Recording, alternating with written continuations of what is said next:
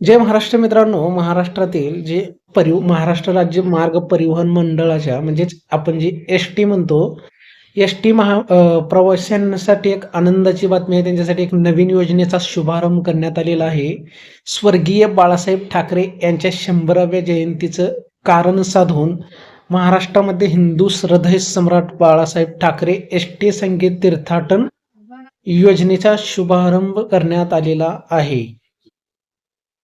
ही योजना म्हणजे श्रद्धा, सुविधा आणि सामाजिक न्यायाचा सुरेख संगम आहे आणि त्याचबरोबर स्वस्त आणि सुरक्षित या ब्रीदवाक्यावर आधारित असून ही योजना सर्वसामान्य प्रवाशांना परवडेल अशा दरात धार्मिक पर्यटनाची अनुभूती देण्याचा मुख्य उद्देश आहे या योजनेचा. म्हणजे जे ठराविक धार्मिक स्थळ आहेत महाराष्ट्रातील ते सांगणारच आहे मी पुढे.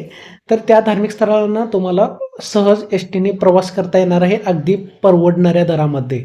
आणि ज्या सामाजिक सवलतींचा एस-टीमध्ये लाभ घेता विविध प्रवर्गातील प्रवासी, तर त्या योजना सर्व या सुद्धा योजनेत लागू असणार आहेत. जसं की ज्येष्ठ नागरिकांचं फ्री 75 वर्षावरील पास आहे, त्यासोबतच दिव्यांग महिलांसाठी हाफ तिकीट आणि आणखीन ज्या योजना आहेत एस-टी पास सवलतीच्या, त्या सर्व योजना या योजनेत सुद्धा समावेश करण्यात आलेला आहे. म्हणजे त्या योजनेचा लाभ सुद्धा तुम्हाला या योजनेत घेता येणार आहे.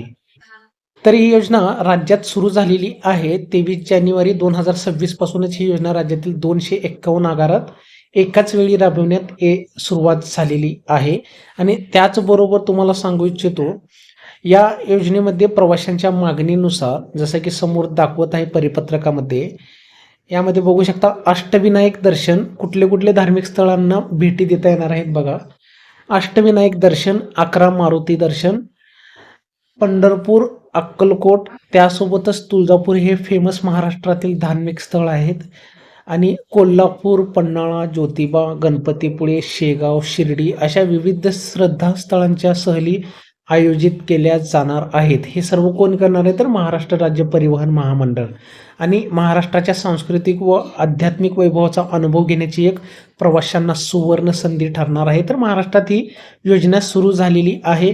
स्वर्गीय हृदयसम्राट बाळासाहेब ठाकरे यांच्या 100व्या जयंतीनिमित्त ही योजना महाराष्ट्रात सुरू करण्यात आलेली आहे. तर ही योजना तुम्ही बघू शकता, याचं कशी राबवली जाणार आहे तर त्यांनी व्यवस्थितरित्या परिपत्रकमध्ये सांगितलेलं आहे. राज्य शासनाने एस-टी प्रवासासाठी विविध सामाजिक घटकांना दिलेल्या सर्व सवलती या योजनेत जशाच तशा लागू राहणार आहेत. मी आत्ता सांगितल्याप्रमाणे ज्या सामाजिक घटकांना विविध सवलती दिल्या जातात एस-टी महामंडळाकडून, त्या सर्व सवलती या योजनेत सुद्धा जशाच तशा मिळणार आहेत त्यांना. महिलांना व ज्येष्ठ नागरिकांना मूळ तिकिटावर 50% सवलत मिळणार आहे या योजनेमध्ये सुद्धा, तीर्थाटन योजनेमध्ये.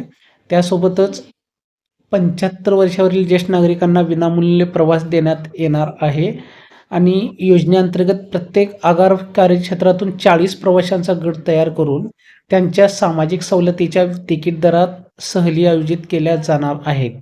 या सहलीसाठी एस-टीच्या नव्या सुरक्षित आणि आरामदायी बसेस उपलब्ध करून देण्यात येणार असून प्रवाशांचा प्रवास अधिक सुखकर होणार आहे. अशा प्रकारे महाराष्ट्राकडून धार्मिक स्थळांना महत्त्व देण्यात येणार आहे. प्रसिद्धीसाठी धार्मिक स्थळांना महत्त्व येण्यासाठी ही योजना सुरू करण्यात आलेली आहे.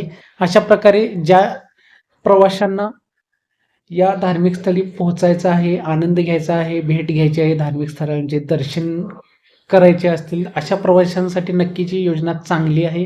आणि जर तुम्हाला अतिरिक्त योजनेबद्दल माहिती घ्यायची असेल तर जवळच्या बस आगारात जाऊन तुम्ही ही सखोल चौकशी घेऊ शकता, तिथं माहिती घेऊ शकता. तर असं एक नवीन अपडेट आलेलं आहे. योजना ऑलरेडी सुरू झालेली आहे, तर तुम्हाला या योजनेचा लाभ घ्यायचा आहे. तर माहिती आवडली असेल तर चॅनलला लाईक आणि सबस्क्राईब करा. धन्यवाद.